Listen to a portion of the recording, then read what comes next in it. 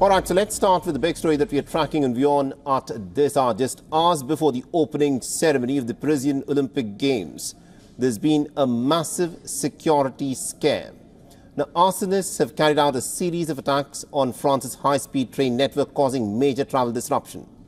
The France's Transport Minister, Patrice Vergriet, has described the acts as criminal, which has affected as many as about 800,000 passengers who intended to use the French railway network. Now, the attacks have taken place despite the heightened security throughout the French capital. The tens of thousands of troops and police were deployed to guard against any threat to global sporting extravaganza. The state-owned railway operator SNCF reported that arsonists had damaged signal boxes along the lines connecting Paris with cities such as Lille in the north, Bordeaux in the west, Strasbourg in the east, and another attack on the Paris-Marseille line was foiled by the officials. Now, the SNCF has said that it expects the disruptions to continue throughout the weekend while repairs are conducted. The investigation is ongoing. I don't have any details. As the Minister of Transport says, I think the Ministry of the Interior is mobilizing. We know that there are police checks that are being carried out. There are a lot of forensic police elements that are being looked at. I think the idea is to find as quickly as possible the irresponsible people who committed this coordinated attack against the French network. Now, there was no immediate claim of responsibility and no indication of whether the action was politically motivated. The France's intelligence and security forces have been mobilized in response to the arson attacks. According to Prime Minister Gabriel Attal, International Olympic Committee President Thomas Bach has rallied his support behind the French authorities and has said that he has full confidence in the French authorities. No, I don't have concern. We have full confidence in the French authorities. All the measures are being taken, and the French authorities are assisted by 180 other intelligence services around the world, and not only by information. Some of them are even deploying their human resources, and so we have good reasons to have full confidence. All right, now to tell us more as to what is happening at this moment in Paris, we're being joined by our sports editor, Digvijay Singh, who's at this moment in the thick of things, is in Paris at this moment as we speak and is covering the Olympics there and is joining us live with the latest update on this sabotage attempt just hours before the opening ceremony of the Olympics. Now, Digvijay, we were expecting, of course, to talk about sports and the Olympics, but what has in fact kicked off the proceedings, it appears, in Paris today are these arson attacks, an attempt at sabotaging the railway service in and around Paris. Tell us what's in fact happened there and how bad are things? Yeah, before I get there, Saleh, let me just tell you that I am right now in Saint-Michel. Behind me is the Seine.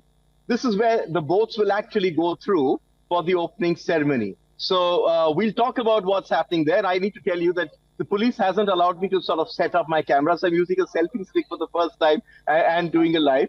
I'll just sort of do a bit of a turn so that you can see the people who are already gathered here. You can see lots of police personnel behind me as well. In fact, when I was doing an earlier live chat on the WION World of Sport show, the police actually stopped me and asked me to move. So security is the buzzword over here, Saleh.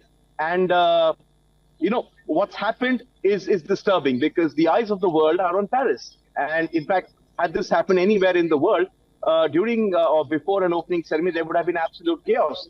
So French authorities are left red-faced. And what's happened is unfortunate because a lot of high-speed lines have been affected. Some teams which are using the train systems to get from Paris to other parts. Remember, these games are not just being held in Paris, they're being held in other parts of France as well. The Japanese, one delegation of Japanese team, they got stuck. The Belgian team got stuck at Gare du Nord as well. So what's happened is sad. It's unfortunate. And already French authorities said this morning that whoever has done this, the group responsible for this is an act against France, an act of treason. Absolutely, indeed. And it looks to be very well coordinated. It is not a one-off thing that's happened. It looks like there is a lot of planning that seems to have gone into this attempt. It's being described as an arson attack, but it is effectively a clear case of sabotage that's happened just right before the Olympic ceremony is to take place.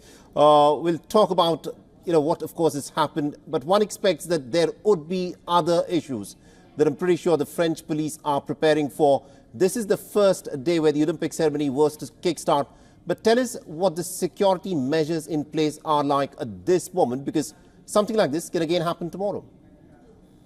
No, Saleh, I think before we look at what's going to happen tomorrow, it's the opening ceremony is now paramount. And because, I've been to 3 Olympics before, and never before have they even tried to do something as audacious as what they're trying this time. In London, it was the London Stadium. In Beijing, it was the Bird's Nest. In Rio, it was the Maracana, where the Olympics opening ceremony took place. In Tokyo, the National Stadium. I wasn't there, but it was a closed door. Here, behind me, as you can see, let me just flip this, is the river. So the opening ceremony, the boats are going to sail right down this river, right down to the Eiffel Tower, which is about 3.5–4 kilometers from here. They're going to come further down from the Ponte Austerlitz, which is about another 2 kilometers down. So securing these opening ceremony, the entire spectacle is the big task at the moment. I'm just going to turn this camera because I'm standing, in fact, on a bridge. As you can see, there are barricades. There are police officers on that bridge. And yesterday they were saying that Paris has turned into the city of barricades because it's audacious. And what's happened this morning has only sort of served to increase the anxiety. They need this opening ceremony to go off without incident, because if they pull this off, it's going to change the way the Olympic opening ceremonies take place around the world.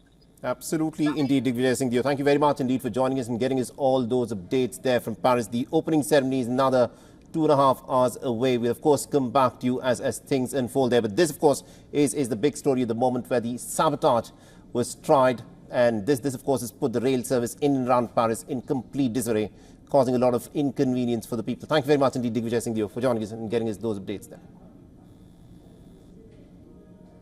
For all the latest news, download the WION app and subscribe to our YouTube channel.